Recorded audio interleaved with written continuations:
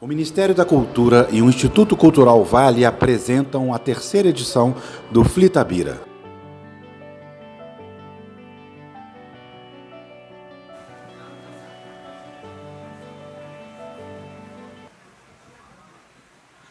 Bom dia a todas as pessoas. Muito calor, mas que bom que a gente tem calor humano aqui também, né? Porque Itabira está quente, particularmente quente hoje. Nós vamos iniciar essa mesa que vai tratar de direito e literatura, justiça e literatura, de que modo a literatura e o direito podem influenciar a sociedade, mas, mais do que isso, eu estou interessada em saber de que modo a literatura pode influenciar o direito para que nós possamos construir justiça. E eu vou dividir essa mesa com o Alexandre Amaro, que é professor e pesquisador, mestre em literatura brasileira pela UFMG e doutor em estudos de linguagens pela Cefet, Minas Gerais. Atua como professor do Centro Federal de Educação Tecnológica de Minas Gerais e é autor do livro Construir sobre Ruínas, Leitura e Escrita em Ambientes de Privação de Liberdade, que é fruto de sua pesquisa de doutorado. E aqui ao meu lado direito, Cacai, que é nascido em Patos de Minas. Tem a data aqui, não precisa falar o ano do nascimento não, né, Cacai? Conhecido como Cacai, Antônio Carlos de Almeida Castro é um advogado criminalista brasileiro. Graduado em Direito pela Universidade de Brasília, é palestrante em diversos cursos e eventos por todo o país e autor de artigos jurídicos. Ele é colaborador da Comissão de Direitos Humanos da Seccional da Ordem dos Advogados do Brasil, seção do Distrito Federal, e do Conselho Federal da Ordem. Sócio fundador do escritório Almeida Castro, Advogados Associados, e fundador do movimento Antiterrorismo Penal. Além disso, membro fundador do Instituto de Garantias Penais. Bom, essa nossa mesa tem como inspiração o poema de Carlos Drummond de Andrade, Áporo. Ele é curtinho, eu acho que vale a pena a gente começar declamando ele. E diz assim: um inseto cava, cava sem alarme, perfurando a terra sem achar escape. Que fazer exausto em um país bloqueado, enlace de noite, raiz e minério. Eis que o labirinto, ó razão, mistério, presto se desata. Em verde, sozinha, ante-euclidiana, uma orquídea forma-se. E aí eu quero deixar essa primeira provocação para vocês, pensando justamente numa orquídea que brota de ruínas, né? Como é que a gente faz brotar desses escombros que nós recebemos depois desses 4 anos que se passaram, né, para conseguir fazer brotar essa orquídea de refundação de uma democracia. Vou começar com o Amaro. Bom dia a todos e todas. Eu acho que esse poema ele provoca ele nos traz uma imagem, né, que me remete a uma outra imagem também do Drummond, que é do poema A Flor e a Náusea, né? De pensar que, a despeito de toda a dureza, de toda a secura, de tudo que vai contra, a flor nasce no asfalto, e ele ainda diz no poema, é feia, mas é uma flor. Né? Então, se a gente começa por essa metáfora tão forte na obra do Drummond, né? e tão forte para a gente pensar esse tema que a gente tem aqui hoje, né? Que é imaginar como que a leitura pode ser um instrumento de fazer brotar coisas em ambientes que são absolutamente refratários à arte, à sensibilidade, à comunhão, né? Então, eu acho que esse poema é muito significativo, ele traz uma imagem muito emblemática disso que a gente quer discutir aqui hoje, né? Entender como que a literatura, dentro das regras, né? E como que, lidando com as regras, ela pode fazer brotar uma flor no meio desse asfalto, né? No caso da minha pesquisa, que é o asfalto do aprisionamento, da privação de liberdade. Né? As ruínas das prisões, né, Amaro? Áporo significa problema de difícil solução ou considerado de solução impossível, Cacai.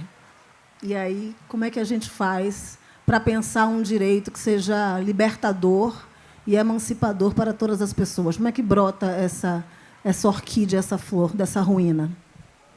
Primeiro eu quero justificar que eu estou aqui porque eu sou o metaverso do Afonso. Por isso é que ele me convidou, entendeu?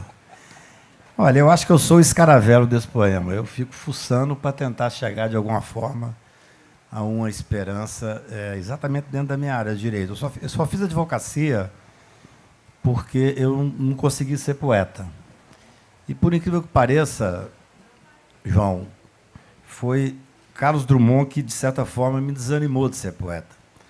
Porque ele escreve, num texto, autobiografia para uma revista, que entende que a poesia é um negócio de grande responsabilidade. Não considera honesto rotular-se de poeta apenas quem verseja sob dor de cotovelo, falta de dinheiro ou momentânea tomada de contato com forças líricas do mundo. Eu senti que eu não tinha o rigorismo necessário para ser poeta. Eu acho que é importante a gente, no momento que nós estamos vivendo, fazer essa ligação da literatura com a poesia e com a liberdade e com o direito. É impossível nós não fazermos um registro no encontro com tanta gente que pensa o mundo de forma humanista sobre o que está acontecendo em Gaza hoje. Sei que não é um assunto que deve ser trazido aqui, mas eu ontem me emocionei muito com a fala da Eliana, quando ela disse que estava sendo cobrada, preferiram se manifestar muito, mas que toda vez que o filho dela sai para a rua, ela tem que rezar para todos os deuses para que ele volte. Eu tenho filhos, talvez da idade dela é o mais velho, mas são brancos e moram filho de quem, de certa forma, teve sucesso profissional e financeiro. Eu rezo muito para que eles voltem, mas não com esse sentido específico que só o negro pode ter no Brasil. Por isso, eu acho que é importante, me permita sempre estar voltando à questão do direito, que nós tivéssemos no Supremo uma negra como a Lívia, que tão bem nos representa, porque não adianta nós sermos antirracistas, porque nós não poderemos ter nunca a visão de quem passou por essa quantidade enorme de humilhação sendo negro no Brasil. Eu acho que a poesia serve para isso, para nos libertar, para, de alguma forma, dizer... Quando eu fiquei muito feliz quando ganhei seu livro, ontem, não tive tempo de ler ainda, porque uma das angústias da minha vida é o sistema carcerário. E aqui na orelha do teu livro diz que é importante essa questão para a literatura. Eu acho que ela é importante, André, conversarmos en passant sobre isso, também para o direito, ou talvez mais até para o direito. Porque o judiciário, em regra, é um poder patrimonialista reacionário. Até agora estou elogiando ele porque sustentou a institucionalidade lá no 8 de janeiro. Mas já estou louco para voltar a criticar. E na verdade, esse seu assunto é um assunto que me interessa muitíssimo, me emocionou muito. Eu até vou me permitir ler, se a Lívia deixar, porque eu acho que a gente tem que falar poesia no sistema, no lugar onde tem tanto... Nós falávamos sobre isso agora, né, Lívia? Que tem tanto poeta. Quando eu vi o seu livro, eu me lembrei do Mia Couto, nosso grande e querido amigo Mia Couto, nos versos do Prisioneiro. Vou me permitir ler rapidamente aqui. Verso do Prisioneiro 1. Deixei de rezar. Nas paredes rabiscadas de obscenidades, nenhum santo me escuta. Deus vive só, e eu sou o único que toca a sua infinita lágrima. Deixei de rezar. Deus está noutra prisão. Versos do Prisioneiro 3. Não me quero fugitivo, fugidio me basta. Dentro do pássaro uma grade, um eterno confinar de gaiolas. Da liberdade das aves, outros poetas falaram. Eu falo da tristeza do voo. A asa é maior que o inteiro firmamento. Quando abrirem as portas, eu serei, enfim, o meu único carcereiro. Versos do Prisioneiro 5. A planta do pé sob o granito estremece saudosa da terra que possa pisar. Meu peito de pedra chora, que poeira pode me marchar? Eu só rezo por um chão cheiroso, onde possa sujar meus tristes pés. Fosse minha pátria simples, sob pé, sob o meu passo. Os outros querem a liberdade. Eu quero uma tarde onde pousem sombras. E para falar em poesia, versos do Prisioneiro 8. Noturno sou, mas sem noite. A grade já não mais me prende a morada. A treva sou eu, o escuro morreu. Eis o meu segredo. Todas as noites, olha que coisa linda, você que escreveu sobre isso. Todas as noites me deito num livro, para em uma outra vida desaguar. Rio escapando da guerra, margem escarpando um rio. Já quis riqueza, roubei. Aluguei a alma, larguei tendões para abarcar posses. Agora, meu ouro é a palavra. Agora, a poesia é a minha única visita de família. E quando me notam, noturno no canto mais escuro, não dão conta da minha silenciosa evasão, nem escuto o tilintar das chaves em minhas mãos. Presos agora apenas os que não entram em meu novo cárcere. Em homenagem ao teu livro. Caio, eu vou pegar essa deixa que você trouxe aqui da questão racial. Tem um pedacinho do poema Áporo, novamente, que diz assim: que fazer exausto em um país bloqueado? E a fala da Eliana ontem nos convidou a pensar isso. Nós estamos exaustas, né, Eliana? Exaustas. E a gente pode até ter uma cadeira de balanço, mas a gente não consegue usar. Então, a gente está falando de um país que nos mata cotidianamente, né? De morte física, de morte matada, mas também de morte morrida, de morte simbólica. Então, é preciso pensar nessa orquídea que não seja solitária, porque, no fim do poema, ele diz, em verde, sozinha, anti-euclidiana, uma orquídea forma-se. Sozinhas nós não conseguimos. É preciso que o país inteiro se engaje nesse compromisso de democracia e igualdade. Nós não podemos continuar pejorativamente tratando a questão da promoção da igualdade racial e de gênero no nosso país como uma pauta identitária. Não se trata de uma pauta identitária, é uma pauta sobre democracia. E aí eu vou puxar um pouco a pesquisa do Amaro para que ele me diga quem são as pessoas que ele viu e que ele vê no sistema prisional brasileiro. Excelente pergunta, porque quando eu me envolvi num voluntariado para poder fazer rodas de leitura, participar de rodas de leitura em ambientes prisionais, eu já tinha ingressado no doutorado, mas eu estava pesquisando uma outra coisa. E, como eu estava de licença, eu aceitei participar, e eu queria participar de um trabalho voluntário, e chamava-se Rodas de Leitura, foi promovido pelo Fernando Pimentel, no governo Fernando Pimentel ainda.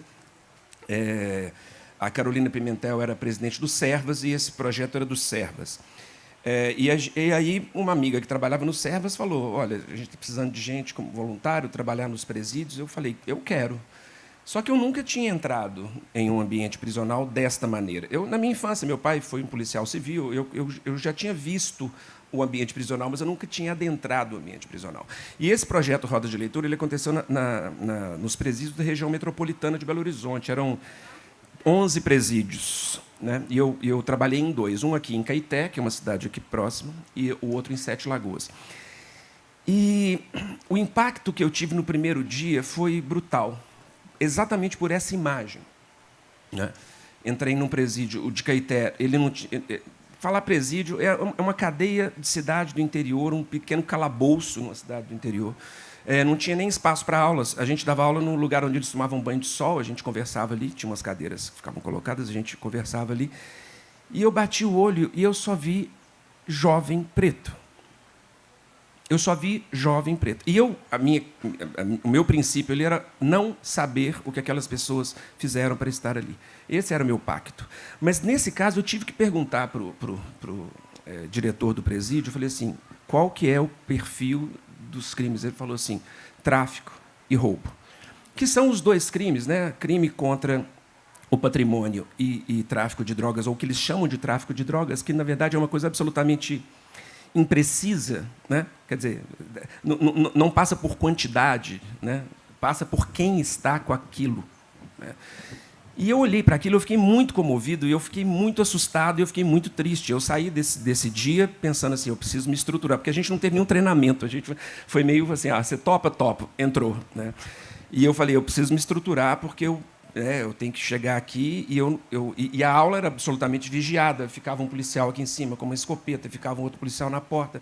Era um ambiente de absoluta opressão sobre até a troca da aula. E foi isso que eu vi, então. Eu vi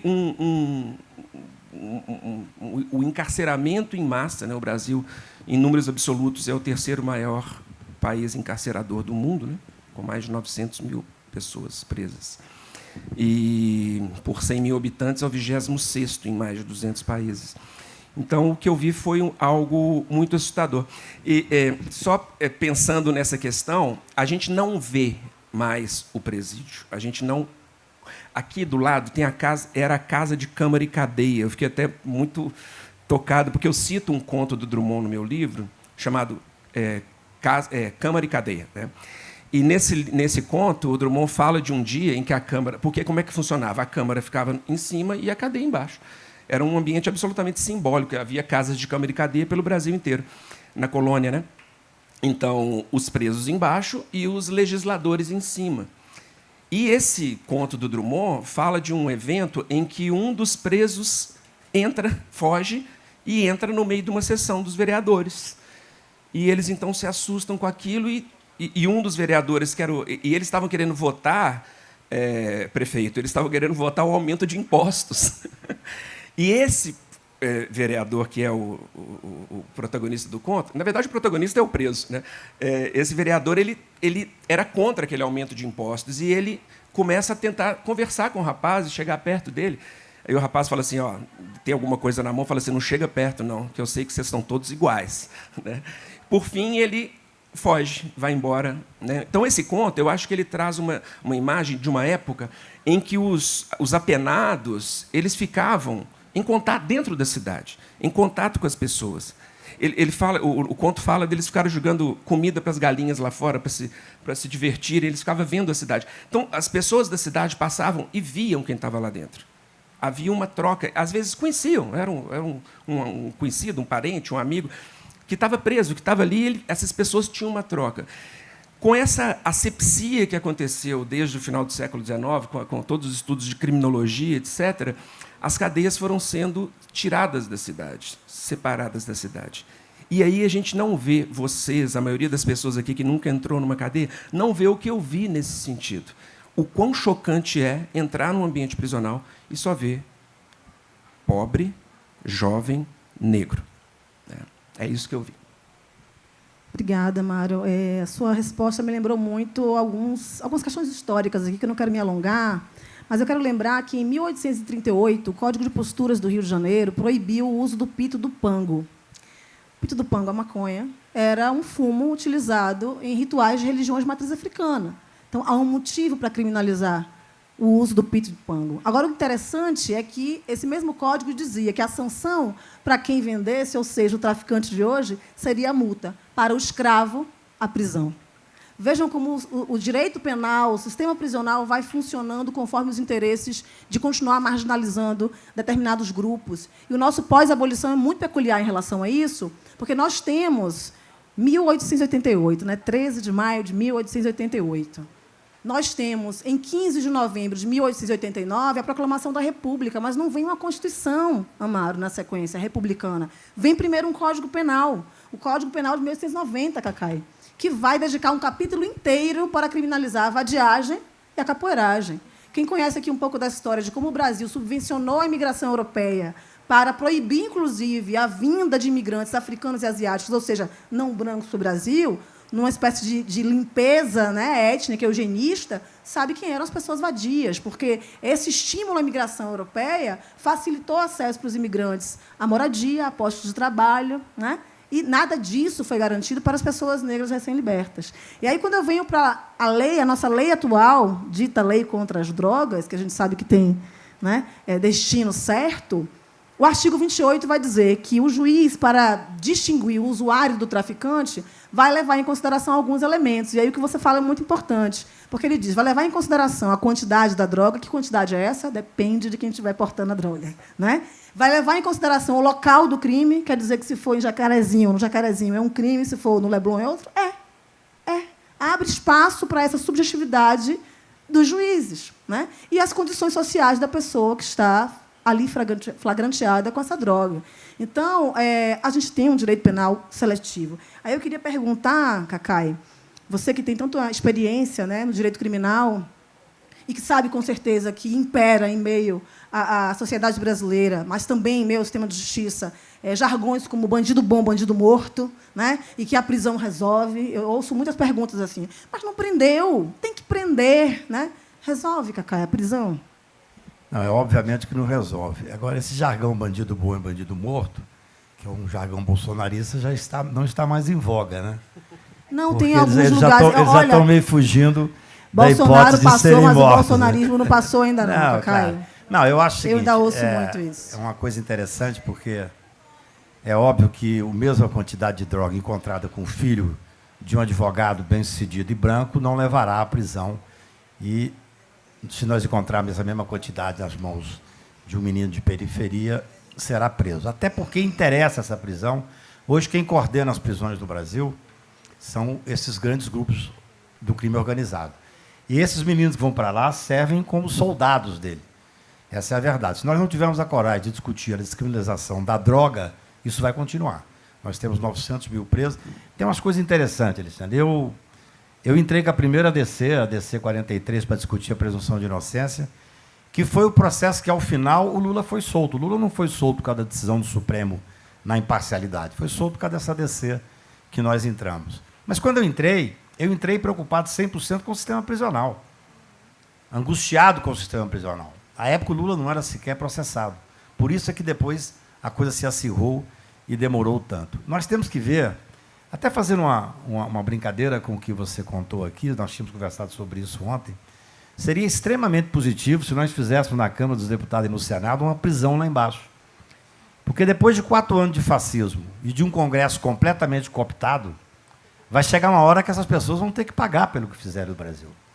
Essa é a realidade. Já ficava mais perto, economizava numa série de fatores. Eu tenho para mim a certeza de que a prisão deveria ser realmente a última raça. A André sabe disso melhor do que eu. Quando eu defendia a presunção de inocência no plenário do Supremo, eu me lembro que eu subi na tribuna do Supremo e disse para os ministros que, por sinal, talvez tenha sido o primeiro advogado, se não o único, que recitei Fernando Pessoa da tribuna do Supremo no dia desse julgamento. Eu disse que o Poder Judiciário podia muito, mas não podia tudo, porque nenhum poder pode tudo. Isso é uma coisa um pouco óbvia. E que eu julgava que, aos 30 anos de advocacia, eu estaria assumindo a tribuna do Supremo para lutar contra o absolutismo penal. A gente afastava a ideia de prisão. E estava ali para defender a presunção de inocência. Essa é a sociedade que nós vivemos. Esse é o Brasil que nós temos. Você tem toda a razão, eu até falei sobre isso na USP semana passada.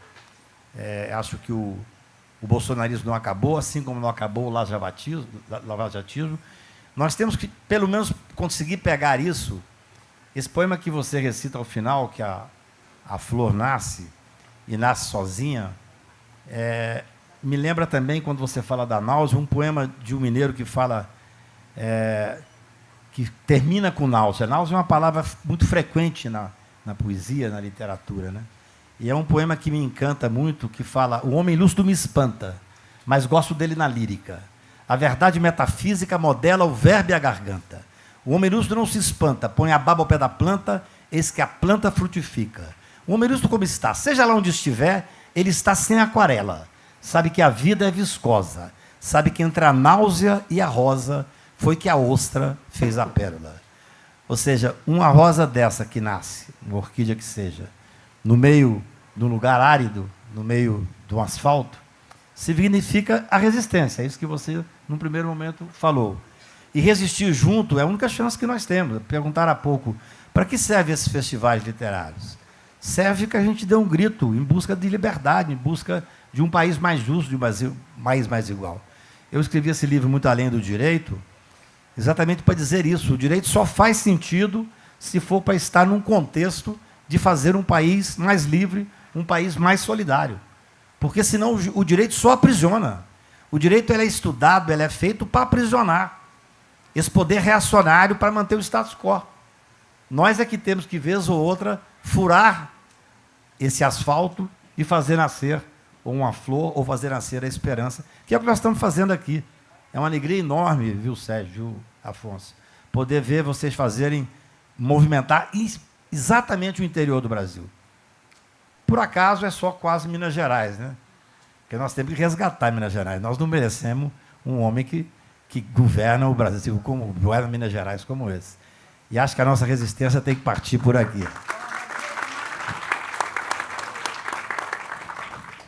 Importante, Cacai, nesse diálogo, trazer aqui uma inquietação, algo que me incomoda muito, que me comove muito, que me emociona, que dói muito, que é pensar na naturalização da morte desses jovens negros. Quando eu falo bandido bom, bandido morto, não precisa ser dito, sabe? É quando é feito.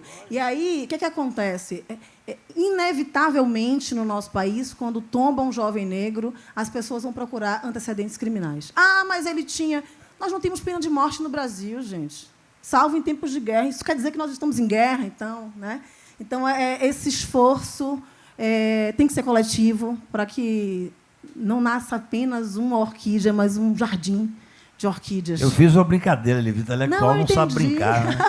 Eu entendi. O que eu estou dizendo é que esse esforço coletivo é que precisa ser, de fato, feito para a gente mudar essa realidade. Não brigue comigo, não, que a gente não está na tribuna.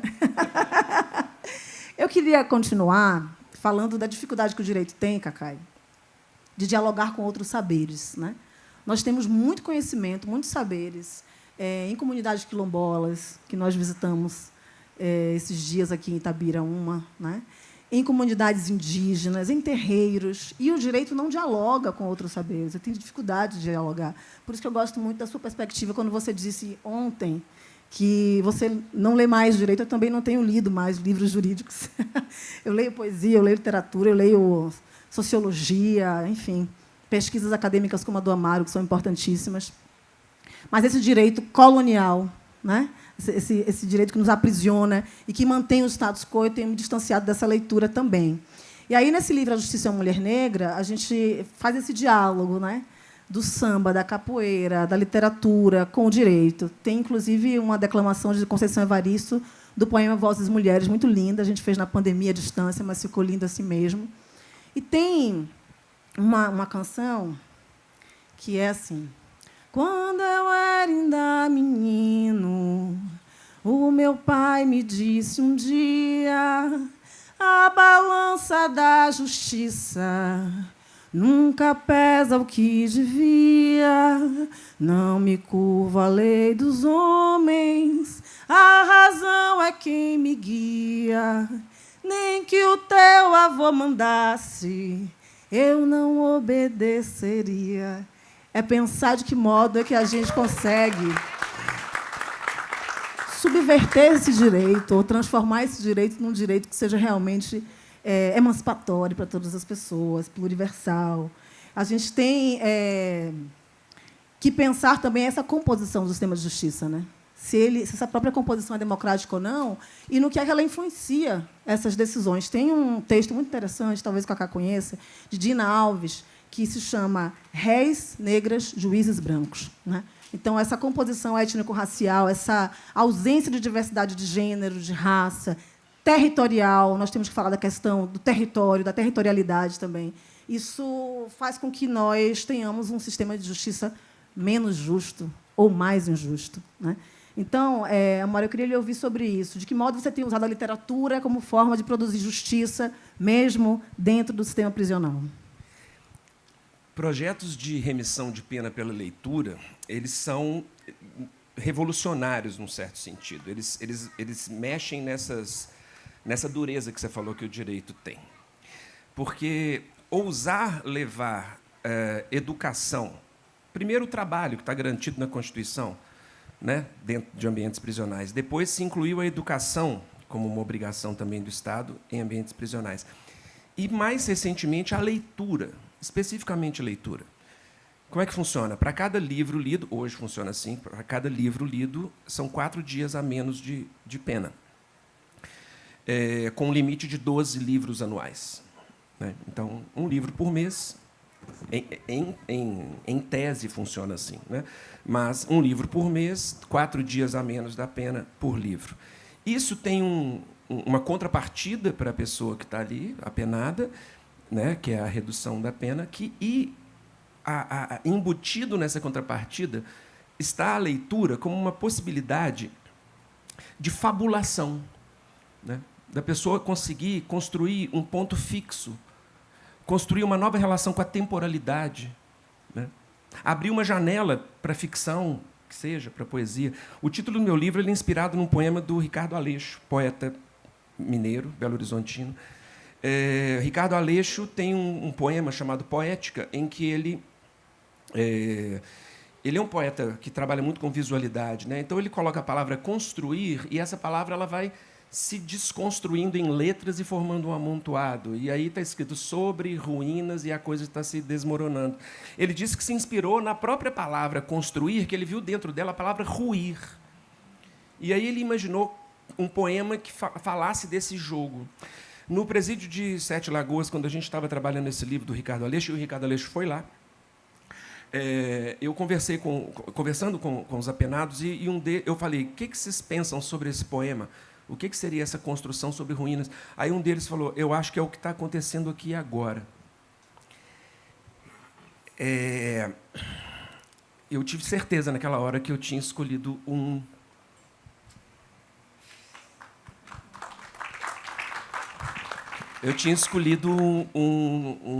poema certo, o autor certo, o livro certo, para aquele momento com aquelas pessoas. Porque não é tão somente imaginar que algo ruiu e virou um amontoado de coisas e você vai construir algo em cima daquilo. Não. É construir enquanto a coisa cai. Enquanto a coisa desmorona, algo se constrói. Então, eu acho que projetos de leitura, de educação dentro de ambientes prisionais fazem isso. A ruína está ali, eles estão em meio a essa ruína. Mas em meio a essa ruína, a esse desmoronamento, você vai construindo algo a partir disso que está desmoronando, criando uma possibilidade de significação, criando o que o Antônio Cândido fala da fabulação. O Antônio Cândido tem um texto fundamental que está nesse livro Vários Escritos, chamado O Direito à Literatura, né? Que ele vai dizer que a literatura é um direito como qualquer outro, e o direito à fabulação ele salva a nossa psique, ele salva a nossa estrutura, né? E esse pensamento do Antônio Cândido, que é fundamental, vai abordar exatamente essa perspectiva da necessidade do livro, da leitura, da mediação, estar ali dentro. Eu me emociono com essa fala desse rapaz, porque é como se, naquele momento, se operasse algo. Né? Algo se fez ali naquele momento, uma fagulha se fez. E eu não digo isso na ilusão de que aquelas pessoas são outras e elas são pessoas melhores e elas não serão mais criminosas. Não é isso. Né? Porque, por outro lado, também, do mesmo modo que eu sei que eu estava fazendo um trabalho lá dentro que era revolucionário, eu também sabia que o trabalho com a literatura dentro daquele ambiente como Foucault fala, é um modo de docilizar os corpos também. Vamos deixar todo mundo mais calmo aqui dentro. Aquilo que a gente falava ali sobre medicação, mas um trabalho como esse também, de certo modo, ele dá uma ordem e ele dá uma acalmada no ambiente. Então, eu ficava pensando assim, no paradoxo que era estar lá dentro, me sentindo fazendo algo revolucionário, mas, ao mesmo tempo, eu estava contribuindo para que as coisas permanecessem bem harmônicas. E é um paradoxo. É uma coisa difícil de se medir.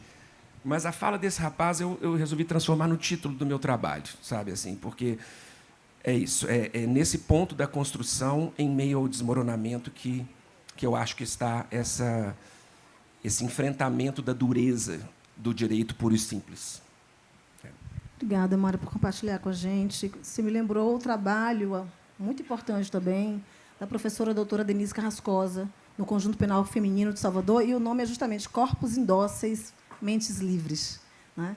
Eu entendo a sua angústia quando você fala em docilizar aqueles corpos e comportamentos ali dentro, quando a gente não tem uma perspectiva de transformação para além, quando as pessoas saírem dali. Né? Então, a prisão não consegue fazer minimamente o que ela promete, que é de reinserção social. Lívia, posso fazer uma observação sobre isso?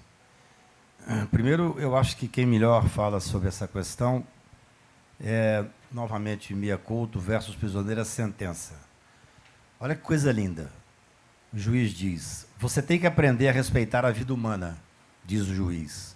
Parecia justo, mas o juiz não sabia que, para muitos, a vida não é humana. O prisioneiro retorquiu, há muito me demiti de ser pessoa. E proferiu, por fim, um dia a nossa vida será, enfim, viva e nossa. Mas eu quero me permitir discordar de você num ponto. Eu não acho, em absoluto, sou advogado há 40 anos, que colocar a literatura, a poesia, o sonho lá dentro serve para, de alguma forma, tornar as pessoas mais dóceis. Vou contar uma história que aconteceu comigo. Eu não faço política de ordem, mas ajudo nas questões de direitos humanos. Quando eu me formei, eu li alguns estudos dizendo que no Brasil quase não tinha visita íntima nos presídios. E que muitos diziam, não, mas isso vai ser uma forma de tornar as pessoas mais dóceis lá dentro. Não quero saber.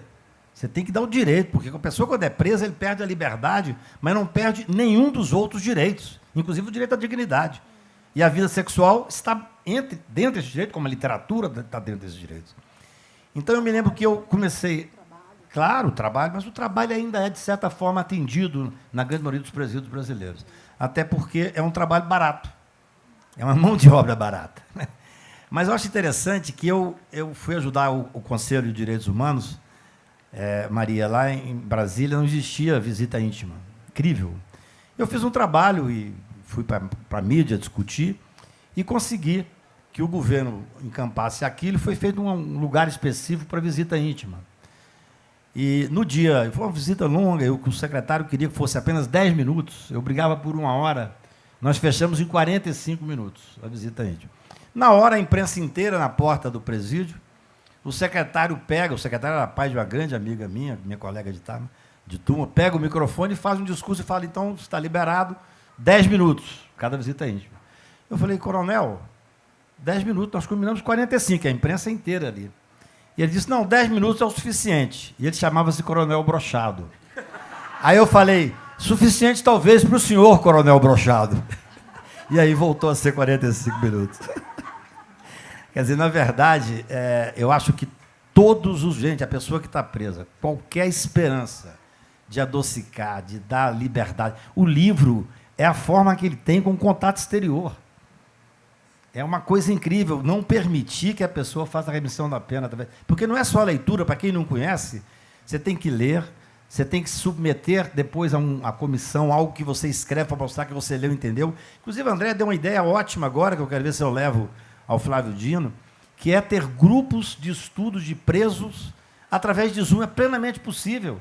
O problema é que o Brasil, nem a esquerda brasileira é punitiva. Nós tivemos no governo tantos anos, não fizemos absolutamente nada dentro dos presídios. Nada. Além de, sem contar as leis extremamente punitivas que vieram por aí. Então, eu acho assim, tudo que puder fazer, estou muito curioso para ler teu livro, pretendo lê-lo já na volta aqui, porque eu acho que a poesia, que para mim, quando começou a pandemia, eu moro numa casa enorme, para mim não era nem tão difícil, salvo a angústia, ver as pessoas morrerem, salvo, você imagina, tudo isso, né? Mas eu me lembro que eu comecei, no final da tarde, eu moro num lugar que tem uma vista linda, na beira de um lago, eu comecei a recitar poesias e mandar para 10, 15 amigos, poesia ao cair da tarde. E fiz isso durante 2 anos, a Maria e João sabem disso.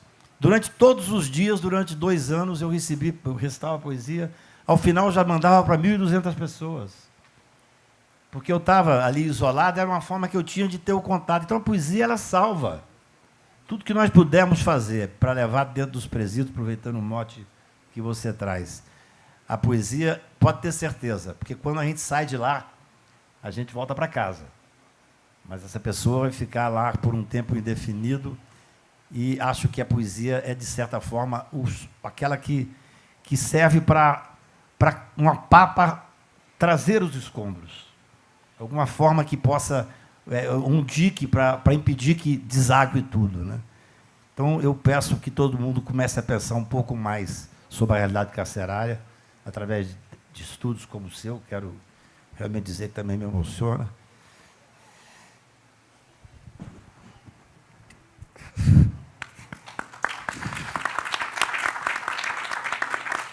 E que nem quando os bolsonaros estiverem presos, bandido bom não vai ser bandido morto.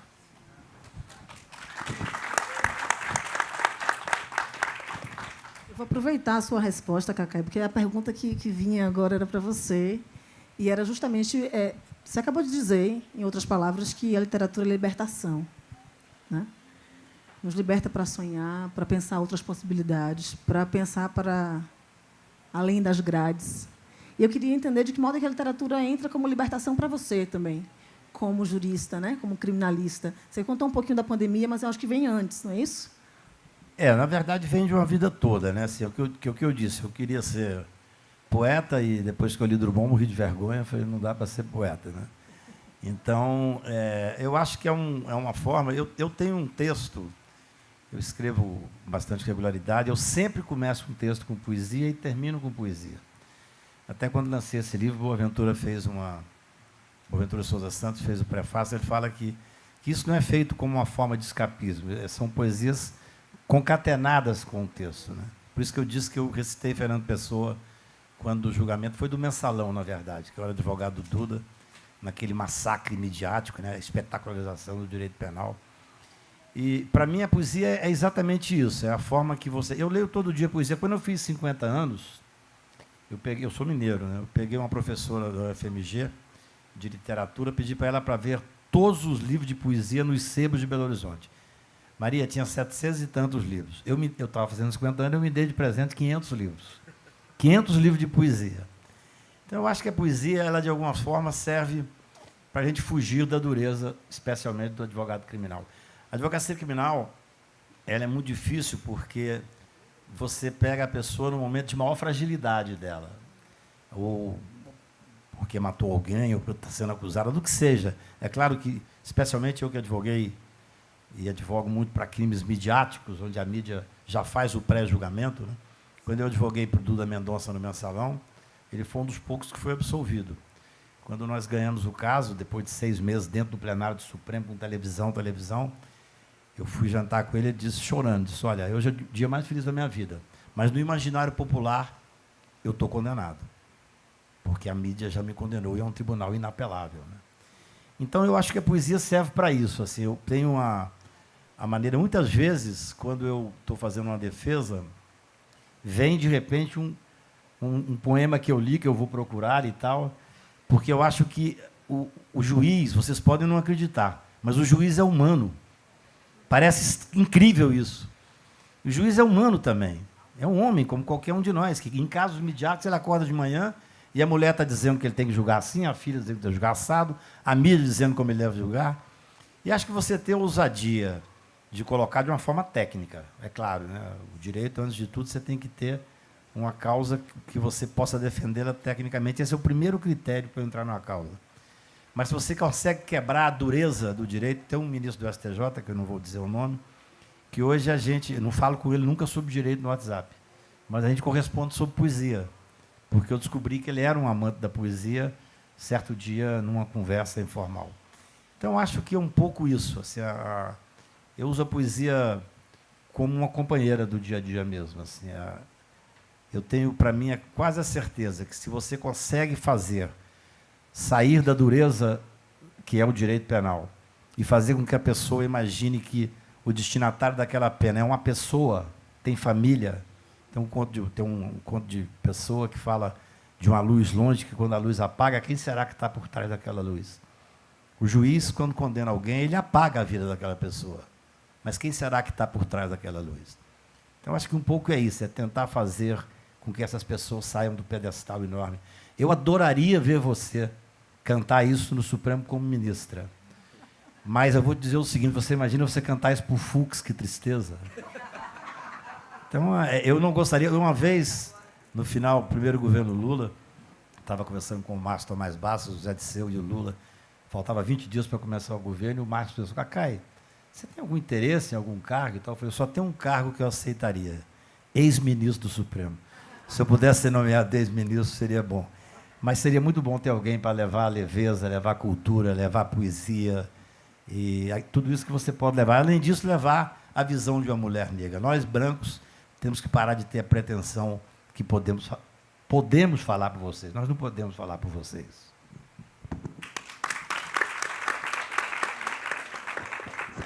Gente, eu estou bem disciplinada com o horário. Eu vou abrir para perguntas. O tempinho que a gente tem. Eliana levantou ali primeiro. Eita, vocês estão animados para participar hoje. A Eliana aqui. Oi, pessoal. Então, esse tema é nossa, né? A cabeça ferve. Tem um livro que é o do Abdias Nascimento, que foi lançado agora sobre o mundo, que ele entrevista os presos quando ele esteve preso nos anos 50, 40, sei lá, E ali ele já é muito pioneiro, né? Ele fala sobre o superencarceramento muito antes de ser modinha, né? Mas eu queria perguntar para você sobre esse um dia, uma leitura, um dia em 4 dias. E a Bíblia?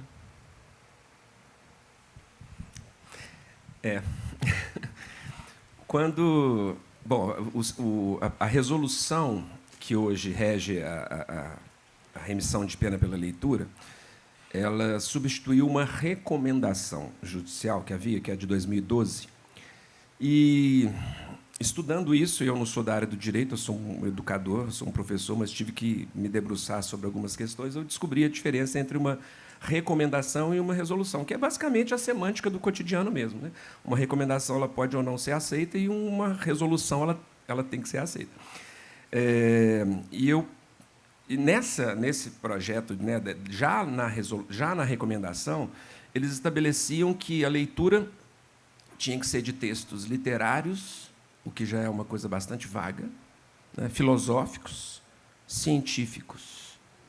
Esqueci um outro, mas não tinha religiosos. E o que eu vi muito lá dentro é o trabalho. Eu vi muito o trabalho da pastoral carcerária e o trabalho dos evangélicos também, né? E sempre deixando um livro. E o livro, normalmente, era uns livros do Edir Macedo, umas histórias de vida, etc. Todos tinham esse livro na mão. Então, ficou a dúvida. E se for um texto religioso? Isso ficou ao bel prazer do juiz, definir, aceitar ou não que um texto religioso pudesse fazer parte desse projeto. Em alguns casos, já foi aprovado. Mas, de um modo geral, e aí entra a questão também do material que você quer levar lá para dentro ou aproveitar da biblioteca que eles já têm dentro das sementes prisionais. E aí, com que livro você vai trabalhar? Porque eu também queria ouvi-los, né? Eu queria, principalmente, que eles me dissessem o que eles queriam ler, né? Porque a gente também chegar com essa ideia de eu escolho a literatura que fará bem para você, né? Eu jurei que eu não ia contar isso, mas, enfim. Um dos primeiros projetos de leitura que houve lá em 2008, eu me surpreendi ao saber que o juiz que estava por trás daquele projeto era o Sérgio Moro. E eu até, ao ler isso, falei, puxa... E aí imediatamente desmoronou o castelo, porque o livro que ele escolheu para que aquelas pessoas lessem foi Crime e Castigo, que eu acredito que ele não tenha lido. Porque você oferecer um livro que fala de crime e castigo para pessoas que estão encarceradas é uma reduplicação da pena, né? Eu vou bater na sua cara, né? Já que você quer a remissão, você precisa sofrer você mais tem que sofrer do que você já mais está sofrendo. ainda. Quer dizer, se você pegar o nível educacional dentro dos presídios brasileiros, ler Dostoiévski é algo quase impossível.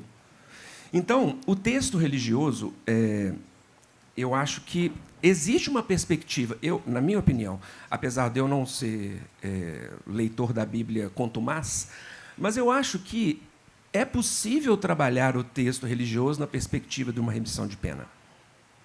Eu gostaria de trabalhar os Salmos, que eu acho textos belíssimos, poesia pura. Eu gostaria de trabalhar o Cântico dos Cânticos, sabe? Não na perspectiva também do moralismo religioso, mas de encontrar o que há de poético ali dentro, de encontrar o que há de história, de encontrar o que há de literatura ali dentro, né? Eu não sou contrário à leitura de textos religiosos como modo de remissão de pena, mas isso hoje não é unânime, né? Na minha pesquisa, coincidiu de que no momento em que eu voltaria para os presídios, eu ia entrevistá-los e fazer escrita de si, etc. e tal, e veio a pandemia. E eu tive que mudar o rumo da prosa e pesquisar os escritores que ficaram presos, né? Então, eu fui em Graciliano Ramos, eu fui em Wallis Salomão, fui em Tomás Gonzaga, né? E eu falei, falta uma coisa, né?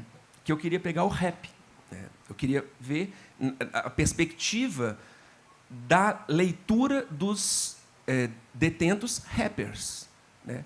E eu descobri que um clássico dentro dos presídios para essa população dos músicos, né, do ritmo e da poesia, é Malcolm X. É a biografia do Malcolm X. Ela é, assim, uma bíblia, né, para essa galera do rap, né? E fui pesquisar um grupo, uma dupla chamada 509E, que é do Dexter, né, e do Afro X. Eles não são mais uma dupla, mas naquela época eles estavam presos no Carandiru. Então, eu penso que o texto religioso ele pode, sim, ser trabalhado nessa perspectiva, não para reduplicar um discurso moralista e opressor também, né? Mas ele não é consenso, não, né? Nem todos os juízes aceitam como remissão de pena. Ah, e um detalhe, Cacai, nessa nova resolução, você não precisa mais a pessoa penada não precisa mais escrever uma resenha para provar a leitura. Hoje, inclusive, pode ser uma prova oral. Não quer dizer que todos os juízes estão aceitando, mas ele tem esse direito. Inclusive, pessoas analfabetas podem participar das rodas de leitura, podem ouvir audiobooks e podem falar, eu tenho conhecimento sobre esse livro, e comprovar isso por meio de uma prova oral. Quer pedir o apoio do Moro, porque tem muita dificuldade de ler, né? Deu ser a ideia dele. Não gravou, não. Pode aqui. Quem mais? Pode Tinha aqui, alguém aqui, ali. aqui. Tem aqui na frente. Gente, socorro. Ei, pode ser? Prefeito, como vai? Tudo Por bem, favor. tudo bem. Não, primeiro, assim, antes de vir para voltar para a minha cidade para ser prefeito, eu trabalhei por 12 anos como voluntário numa ONG, Minas pela Paz, em Belo Horizonte, de ressocialização de sentenciados, né? Então, essa experiência é maravilhosa, por isso, Amaro, parabéns, porque nem todas as comarcas permitem a remissão de pena através da leitura.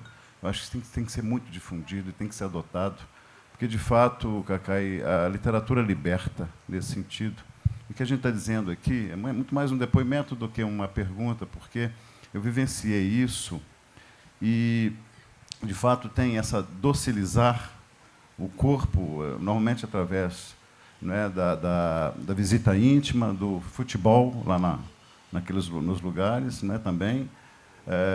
A Bíblia era muito utilizada, e a religião muito para a questão da espiritualidade. Era muito importante também, seja pastoral, seja os evangélicos. Então, tem um papel muito importante nesse processo todo, né? E a literatura, a gente viu que tinha pintura e música também, né? Mas na literatura, principalmente, porque o acesso era mais fácil, e essa experiência que Minas Gerais fez, nós levamos para as APACs, né? E nós trabalhamos muito dentro do conceito das APACs. Em Itabira, a gente tem uma APAC hoje com mais de 90 apenados, né? Sentenciados.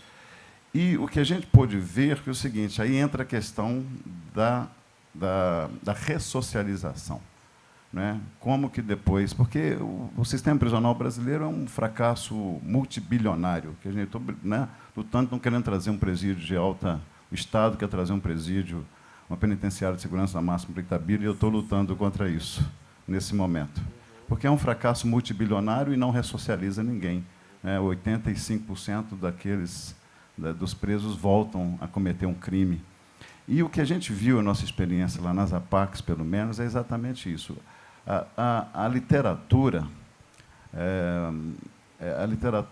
ela talvez seja a docilização da alma e a preparação mental, não é, de um modelo, de um cenário de sentenciados, que é uma grande parte analfabeta, inclusive, tem um processo de alfabetização primeiro, para depois um entendimento. Por isso que colocar Dostoiévski ali realmente é uma ideia brilhante, né?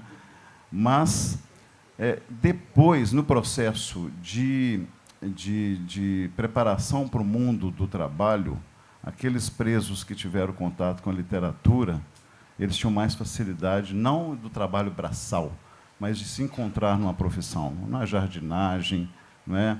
Num trabalho, seja os cursos, aqueles trabalhos que exigiam, não é, o exercício mental, não é, intelectual.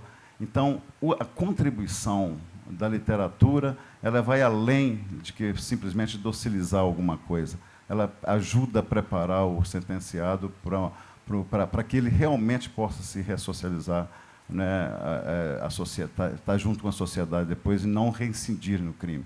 Então, esse trabalho isso é fundamental. Todas as comarcas deviam adotar, devia ser obrigatório, né, nos presídios, nas APACs, a remissão de pena através de leitura.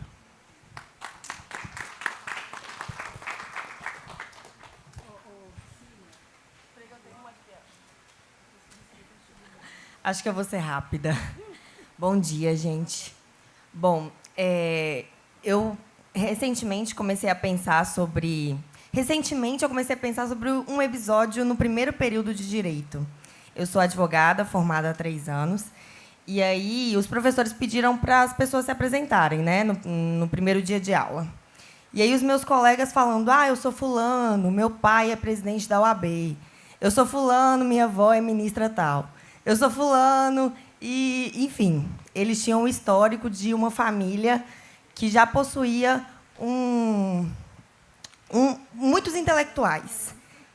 E o que me causou muito incômodo foi porque o meu avô, em que pese ter sido um dos homens mais inteligentes que já passou na face da Terra, ele faleceu sem aprender a ler. Porque a mãe dele sofreu por muito tempo como escravizada, inclusive ela teve muitos problemas na psique mesmo por causa da escravização.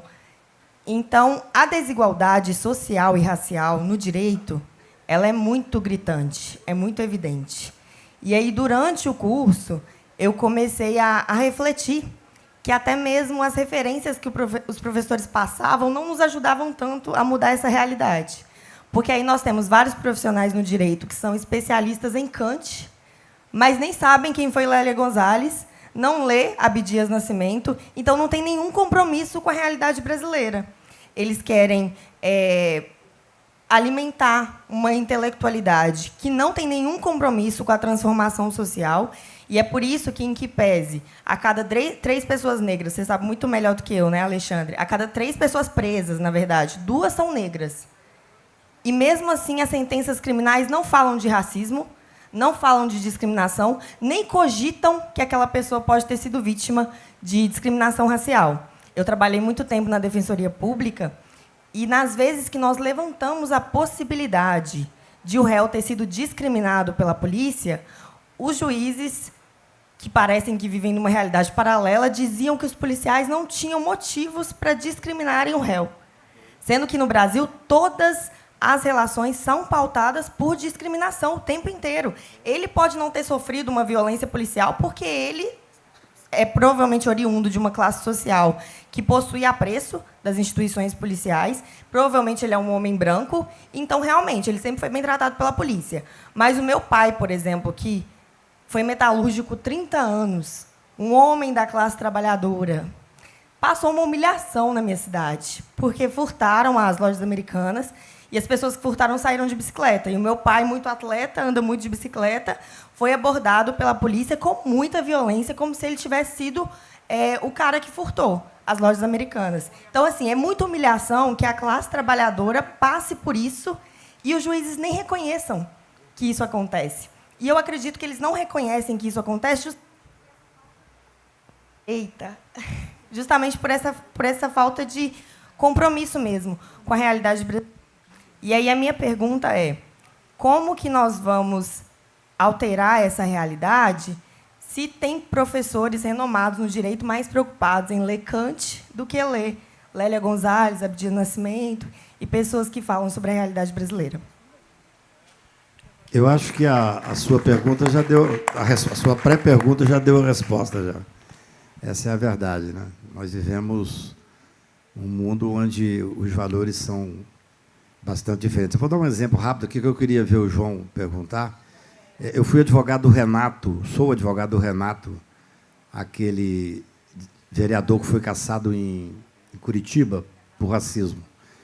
Eu fiz a defesa dele da tribuna dos vereadores e fiz um discurso X. Os vereadores, todos brancos e homens, me olhavam com admiração, talvez até pensando que no futuro podiam precisar de mim como advogado criminal.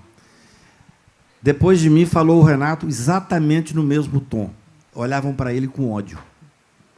E aí o Renato contou uma história, Maria, que me impressionou muito, Ele conseguiu se formar com todas as dificuldades do mundo e, no dia que ele pegou a carteira, ele saiu para a rua todo feliz com a carteira de advogado e tomou um baculejo desses tradicionais que ele tomava. E ele tirou a carteira e mostrou para o guarda. O guarda o prendeu, dizendo que a carteira devia ser falsa. Essa é a realidade brasileira.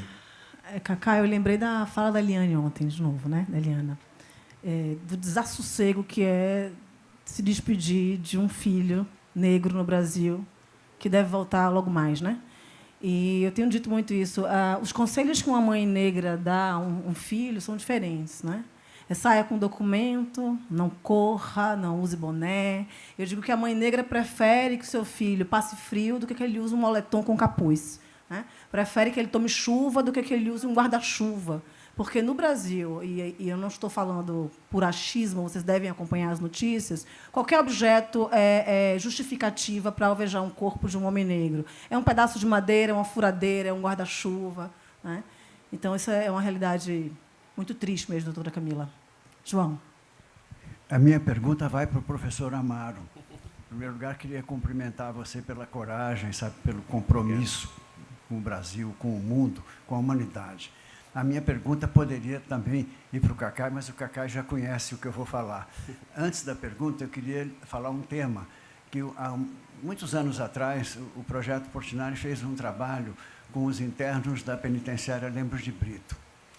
Nós levamos uma exposição com 40 obras de Portinari e fizemos uma parceria com o Comitê para a Democratização da Informática. Então, você tinha uma bateria de computadores numa sala e, nos computadores, nos HDs, você tinha arquivos das obras de Portinari e os internos podiam, então, interferir nas obras, mudando do jeito que eles queriam, né? Faziam como se fosse uma releitura daquelas obras. Então, nós não continuamos com esse trabalho. Eu gostaria de continuar, porque eu acho que foi muito emocionante para todos, para nós e para eles também, né? Depois houve até um desdobramento disso, de fazer oficinas de reciclagem de papel com eles e com a família deles. E reciclar papel tem um elemento simbólico, né? Porque você está transformando o lixo numa coisa, né, útil. Isso, para eles, tinha, né, um significado muito forte. Então, a pergunta é a seguinte: nesse projeto que você falou da remissão de pena pela literatura, a primeira pergunta é a seguinte: como é que você constata se a pessoa leu mesmo ou não? A segunda pergunta é a seguinte: não poderia fazer isso com arte também, com pintura? Começando pela segunda, sim. Há toda uma questão burocrática, óbvio, para você implantar um projeto, porque existe uma subjetividade na relação com o objeto artístico, e que, quando você pede uma comprovação, você aniquila essa subjetividade. Uma vez, um participante, ao final de uma aula, ele me falou assim: professor, eu estou aqui, né, falaram do projeto, mas eu não sei ler. Eu posso participar do projeto? Naquele momento ainda, era a recomendação judicial que valia, portanto, tinha que fazer uma resenha para comprovar a leitura. Você imagina, se resenha é um tipo de texto que, para todos nós que passamos pela escola, já deu muito trabalho, porque é um resumo crítico que pressupõe uma presença de um exercício de observação e análise. Como é que você vai virar para uma pessoa que nunca escreveu aquele texto e fala assim: comprove que você leu o livro, não com um resumo, porque bastaria um resumo, se é questão de comprovação, não, mas com uma resenha. Então, se já é difícil para quem está lá dentro, sabendo ler, imagino para esse rapaz que virou para mim e falou, era um senhor, ele falou assim: eu não sei ler. O que eu disse para ele naquele momento foi: eu acho que sair do ambiente da cela e vir aqui para fora, conversar sobre literatura, trocar ideia, só pode ser bom. Então, sim, naquele momento não. Naquele momento não se podia fazer assim. Aliás, alguém poderia ler para ele, mas ele não teria como escrever, porque ele era analfabeto. Então, ali, naquele momento, eu percebi assim, como que a necessidade dessa comprovação objetiva, ela solapa a subjetividade. Porque as contribuições dele, Isso que é o mais interessante. Durante as aulas eram ótimas. Ele não tinha lido o livro, mas ele estava vendo todo mundo ali falando sobre o livro. E, às vezes, ele falava assim, essa personagem... Ele fazia inserções na aula e conversava sobre isso. Então, eu penso que a questão da arte, de levar o objeto... Hoje, inclusive, a comprovação pode se dar por meio de desenho. Hoje, na resolução judicial, ele pode comprovar por meio de ele pode fazer um quadrinho, ele pode fazer um desenho, e aquilo pode ser usado. Quer dizer, foi uma grande luta para se conseguir cortar essa objetividade infértil, né, de comprovação de uma leitura. Né? Exato. Então, eu acho que... eu acho que é possível, enfim, mas eu acho que há que se construir um projeto para isso, né? Assim, para trabalhar com apreciação, interpretação de obras de arte e, como você falou, releituras disso, né? Por que não? Eu acho que está no mesmo plano da literatura, né? Eu não conheço nenhum projeto. Seria maravilhoso. Vocês falaram aqui uma questão, eu sou Silvana, que me interessou particularmente, que o direito não dialoga com outras áreas, né? E outro dia, lá na USP, me chamaram para falar sobre o que a gente anda fazendo, e eu falava sobre comunicação, sobre como a universidade vai transformando o conhecimento em textos tão herméticos que ninguém acessa. Como eles produzem uma vastidão de conhecimento que, via de regra, fica nas prateleiras. E quantas vezes eu sugiro para algum jornalista que me procura, para olha, fulano fez matéria. Não, tese não vou ler, não. Não. A mesma coisa acontece no direito, né?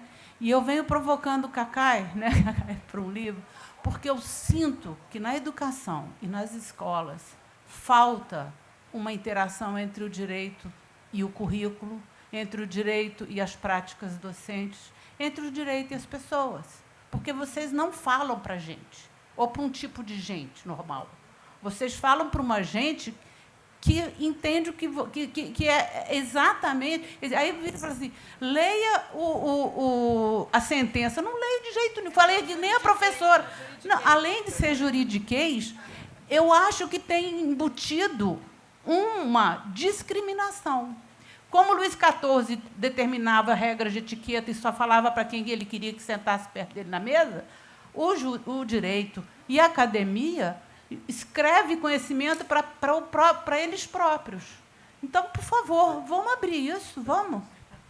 Silvana, eu assumi uma missão na minha escrita, eu tenho dito isso muito, de abolir o juridiquês. E se eu falar qualquer juridiquês, eu vou puxar uma notinha de rodapé e vou explicar o que é. Porque eu acho que o direito precisa se aproximar das pessoas, e as pessoas do direito. Como é que você garante que as pessoas acessem o direito se elas não sabem quais são os seus direitos? As crianças desconhecem, as pessoas, de um modo geral, desconhecem, né? Não, então, os juízes desconhecem. Silvana, eu digo, e a capa do livro tem a ver com isso, que a nossa referência de uma imagem de justiça é da mitologia grega. Entende? Então, assim, é preciso, de fato, promover essa aproximação. E, por isso, o diálogo com outros saberes. Isso é muito com a literatura. esconder. A gente vai fazer isso, está fazendo isso com a literatura também. Sabe? A literatura é esse instrumento de libertação, inclusive, do juridiquês, eu diria. Ricardo. Isso é mais um comentário sobre o que o Cacai falou. Quando os bolsonaristas forem presos, todo dia de manhã, quando eu acordo, eu torço para isso com todo o meu ódio, eu acho que seria uma boa, sim, eles lerem Dostoiévski. Principalmente Crime e Castigo, né? Memórias do Subsolo, eu acho que é uma boa. Deveria ser obrigatório para eles. É isso. Ricardo, eu tenho escrito e debatido muito esse ponto. Eu gosto de ter uma coerência constitucional de que eles só devem ser presos depois do julgamento com o transitado em julgado. Foi o que eu defendi para todos os demais. Porque, no dia do julgamento da eleição do Lula, eu entendo que a gente estava entre a civilização e a barbárie. E, com a democracia, a civilização ganhou. Mas se nós usarmos os métodos dele, a barbárie terá ganho, porque terá feito de nós um elemento de barbárie. Mas eu também sonho nisso todo dia, pode ter certeza. Eu queria terminar dizendo uma coisa aqui, carinhosamente, Lívia. Um dos motes dessa reunião é sobre correspondência. O Drummond escrevia carta quase compulsivamente. Eu gosto de contar uma historinha pequenininha, que eu gosto muito de escrever, escrevi milhares de cartas ao longo da vida. Uma vez eu estava com o Gerard Depardieu em Paris, conversando sobre a questão de um livro, de um filme que eu gostaria de fazer e tal. E eu falei para ele que Cyrano de Bergerac era a fichinha perto da história que aconteceu comigo. Até contei isso lá em Paracatu.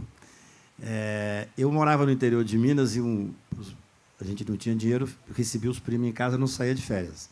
E eles iam para lá, que eram umas férias internas ali e tal. Aí um primo foi, se apaixonou por uma mulher, ficou 30 dias cantando essa mulher, e a mulher não deu a mínima para ele. No dia que ele foi embora, ele falou: Cacai, porra, fiquei 30, estou apaixonado, você podia me fazer um favor, escreve uma carta para ela. E aí eu gosto muito de escrever, eu escrevi uma carta para ela. Naquele tempo tinha um período para a carta chegar. Escrevi uma carta e tal. Passada uma semana, ela chega lá em casa com a carta na mão e fala: Cacai, você não vai acreditar. Recebi uma carta do seu primo, se ele tivesse dito para mim o que ele disse na carta, eu teria ficado com ele.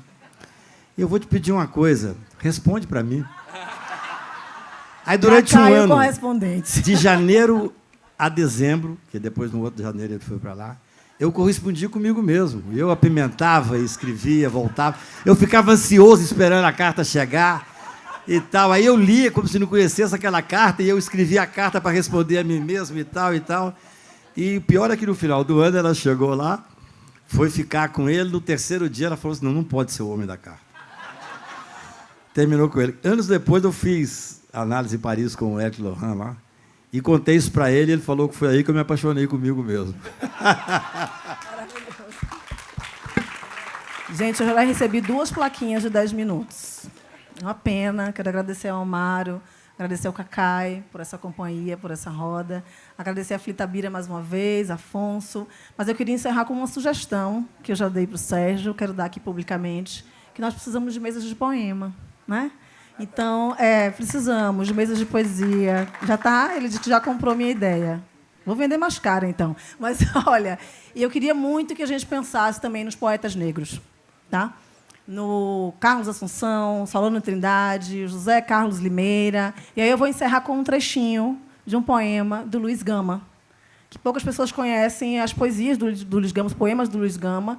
E o Luiz Gama foi um rábula, a gente chama um autodidata no direito, não porque ser autodidata, como disseram aqui antes, seja mais fácil, mas porque ele foi proibido de frequentar as faculdades de direito. O Luiz Gama ele foi reescravizado pelo próprio pai, um português, aos 10 anos de idade. Ele aprende a ler aos 17 anos. Então, o Luiz Gama, com as suas teses jurídicas, inclusive, conseguiu libertar centenas de pessoas escravizadas. Uma das teses, Cacai, era de que o escravizado que assassinasse o senhor estava em legítima defesa, né? Interessantíssimo. O Luiz Gama realmente precisa ser sempre revisitado por nós. Ele diz assim: amo o pobre, deixo o rico, vivo como tico-tico, não me envolvo em torvelinho, vivo só no meu cantinho. Da grandeza sempre longe, como vive o pobre monge, tenho muito poucos amigos, porém bons, que são antigos. Fujo sempre à hipocrisia, à sandice, à fidalguia. Das manadas dos barões, anjo bento antes trovões. Faço versos, não sou vate, digo muito disparate, mas só rendo obediência à virtude e à inteligência. Não tolero o magistrado que do brio descuidado vende a lei e trai a justiça. Faz a todos injustiça. Com rigor deprime o pobre, presta abrigo ao rico, ao nobre, e só acha horrendo crime no mendigo que deprime. Luiz Gama.